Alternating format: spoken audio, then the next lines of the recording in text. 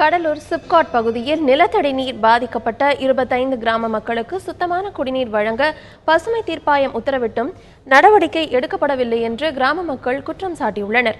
கடலூர் சிப்காட் தொழிற்பேட்டையில் 50க்கும் மேற்பட்ட ரசாயன தொழிற்சாலைகள் செயல்பட்டு வரும் நிலையில் இந்த தொழிற்சாலைகளில் இருந்து வெளியேறும் கழிவுநீரினால் குடிகாடு, ஈச்சங்காடு, சங்கொலிக்குப்பம் உள்ளிட்ட 25 கிராமங்களின் நிலத்தடி நீர் மாசுபட்டுள்ளது.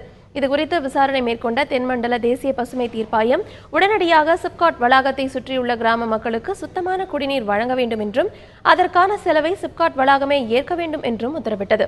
தீர்ப்பு வந்து 1 மாதம் கடந்துள்ள நிலையில் மாவட்ட நிர்வாகமும் தொழிற்சாலைகளும் குடிநீர் வழங்க எந்த நடவடிக்கையும் எடுக்கவில்லை என்று கிராம மக்கள் குற்றம் சாட்டியுள்ளனர். பாதிக்கப்பட்ட கிராமங்களுக்கு தொழிற்சாலையின் மூலமாக குடிநீர் கொடுக்கணும்னு சொல்லியிருந்தாங்க. அந்த குடிநீர் கொடுக்கும் திட்டத்தை கொடுக்க சொல்லியிருந்தோம். இந்த சிப்காட் தொழிற்பாட்டிலையோ இல்லாது சிப்காட் இண்டஸ்ட்ரியல் அசோசியேஷன் சார்பாகவோ இது வரைக்கும் அந்த பகுதியில் தண்ணி கொடுக்கல. குறைஞ்சபட்சம் 1 நாள் 2 நாள் கொடுத்துருந்தாலும் ஓரளவுக்கு சரி கொடுத்துருக்காங்கன்னு சொல்லலாம். அதுவும் இல்லாமல் தொடர்ந்து அதாவது நீதிமன்றத்துடைய தீர்ப்பையை அவமதிக்கும் வகையில் இண்டஸ்ட்ரியல் அசோசியேஷன் நடந்து கொண்டிருக்கு. இதுக்கு மிகவும் கண்டிக்கத்தக்கது.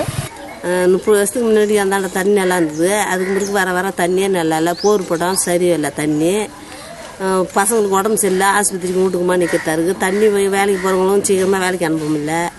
தண்ணி ரொம்ப தொல்லையாக இருக்குது. போர் படம் நல்லா இல்லை.